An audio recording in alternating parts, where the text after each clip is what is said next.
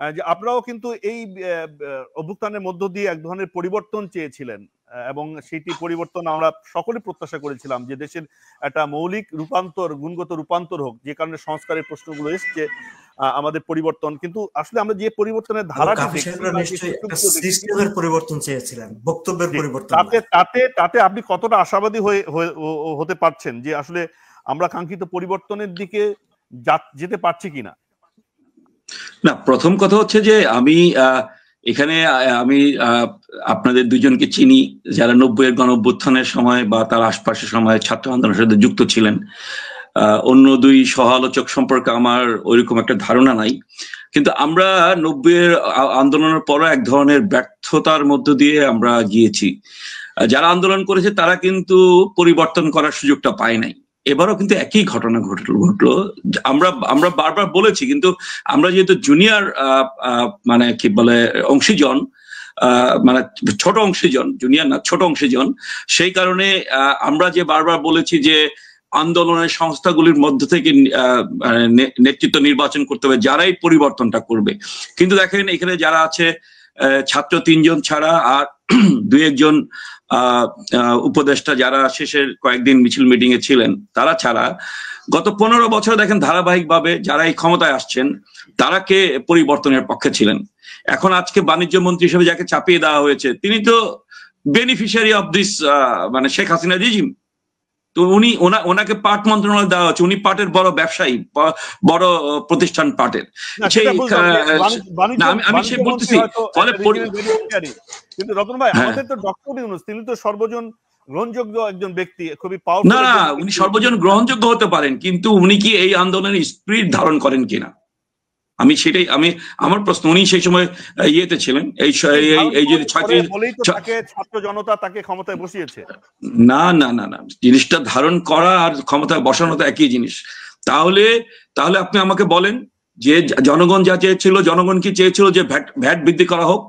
IMF world ব্যাংকের নির্দেশ অনুসারে ভ্যাট 100 পণ্যের উপর ভ্যাট বৃদ্ধি করে বাংলাদেশের সাধারণ মানুষের পকেট থেকে 12,000 কোটি টাকা নিয়ে যাওয়া হবে, এটা কি সাধারণ মানুষ চেয়েছিল? এই তো স্পিরিট না। ফলে যেই জায়গায় মানে আমরা বলছি যে এখনো সময় আছে। আজকে যে মেয়েটা মানে রূপাইয়া শ্রেষ্ঠা, যে সমন্বয়ক ছিল, তাকে রাস্তার মধ্যে ফেলে যেভাবে সাপ পেটা করে করা হলো, এটা কি হলো আপনার গণঅভ্যুত্থানের আকাঙ্ক্ষা ছিল? নিশ্চয় ছিল না।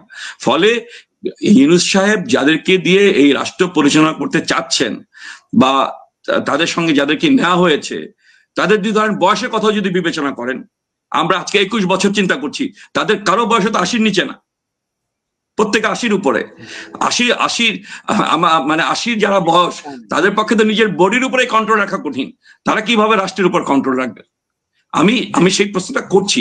ফলে যেটা হচ্ছে যে মানুষের যে আকাঙ্ক্ষা ছিল, সেই আকাঙ্ক্ষার থেকে ডিরেল করছে, সেই সুযোগটা নিচ্ছে একটা সুযোগ সন্ধানী গ্রুপ, যারা 71-এর মুক্তিযুদ্ধের সময় দেশের স্বাধীনতার বিরুদ্ধে ছিল। তারা সেই একটা নতুন ন্যারেটিভ তৈরি করতে চাচ্ছে। এখন দেখেন তারা কিভাবে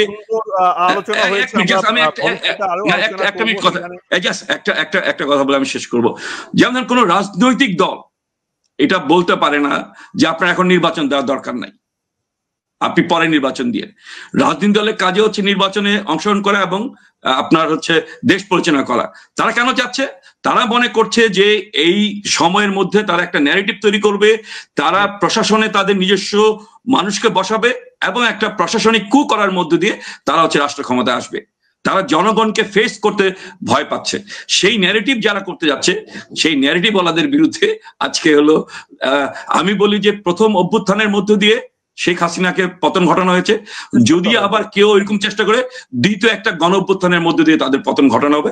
এবং সাগর ভাই এটা বলছে যে ব্যবস্থার পরিবর্তন, ওই ফেসিবাদী ব্যবস্থার পরিবর্তন। এই যে অভ্যুত্থান, জীবনদান, রক্তদান, আর কত আর অভ্যুত্থান করলে জনগণ আসলে তাদের মানে সরকার বা তাদের সুদিন ফিরিয়ে আনতে পারে? এটা কন্টিনিউয়াস প্রসেস। এটা মানে এটা দিস ইজ কন্টিনিউয়াস প্রসেস।